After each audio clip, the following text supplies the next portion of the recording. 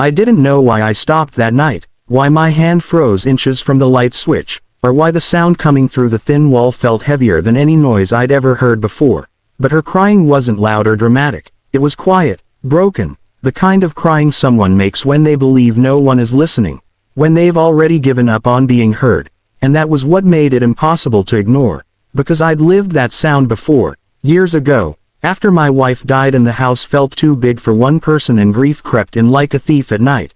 So I stood there in the hallway, heart pounding, telling myself it wasn't my business, that people cry all the time, that knocking would be awkward, invasive, unnecessary. Yet my feet moved anyway, slow and uncertain, until I found myself outside the apartment next door, staring at the door number I'd passed 100 times without a second thought.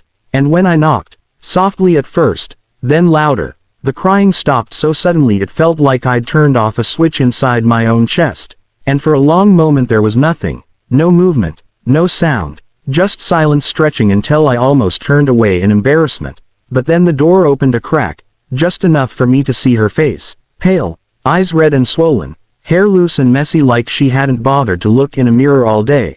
And she looked at me the way someone looks at a stranger who has just walked in on their most private moment.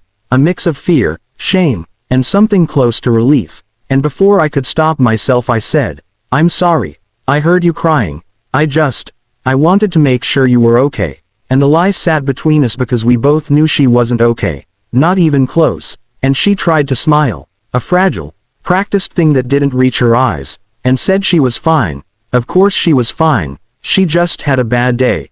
Everyone has bad days. But her voice cracked halfway through the sentence and the mask fell apart. And she pressed her lips together like she was holding back a flood. And in that moment I knew walking away would haunt me far more than staying. So I said, "You don't have to explain anything, but you don't have to be alone either." And something in those words broke her, because the door opened wider and she stepped back without speaking, inviting me in.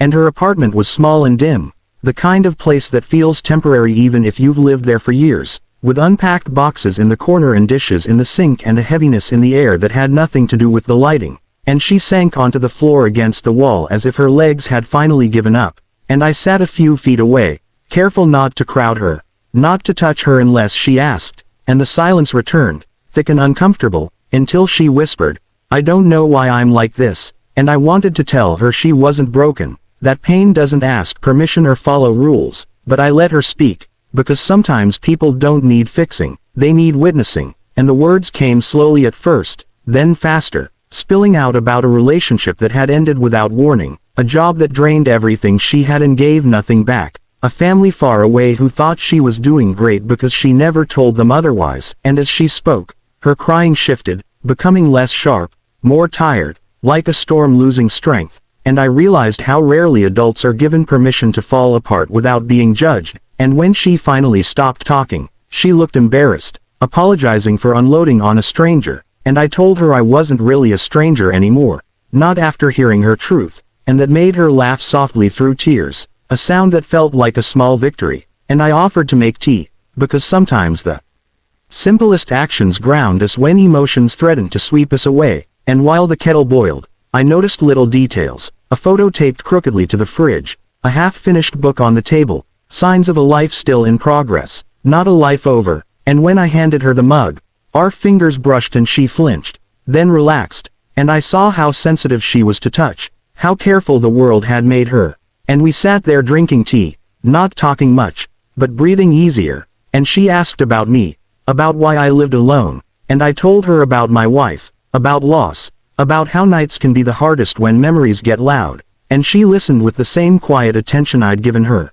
And in that shared vulnerability something shifted, not romantically, not yet, but humanly, two people acknowledging each other's pain without trying to measure whose was worse. And when I finally stood to leave, worried I'd overstayed my welcome, she looked panicked for a second and asked if I could stay just a little longer, because the silence scared her more than company. And I agreed, knowing this moment mattered, knowing this night was already changing something in both of us, even if we didn't understand how yet. And as the clock ticked past midnight and her breathing steadied and the apartment felt less heavy, I realized that sometimes the most important moments in our lives don't announce themselves loudly, they arrive quietly, disguised as concern, as hesitation, as a knock on a neighbor's door. And if this story is touching something inside you, if you've ever been the one crying or the one listening through a wall, don't forget to like this video and subscribe to the channel, because the next chapter will reveal how that single night didn't just comfort her, it reshaped both our futures in ways neither of us could have imagined.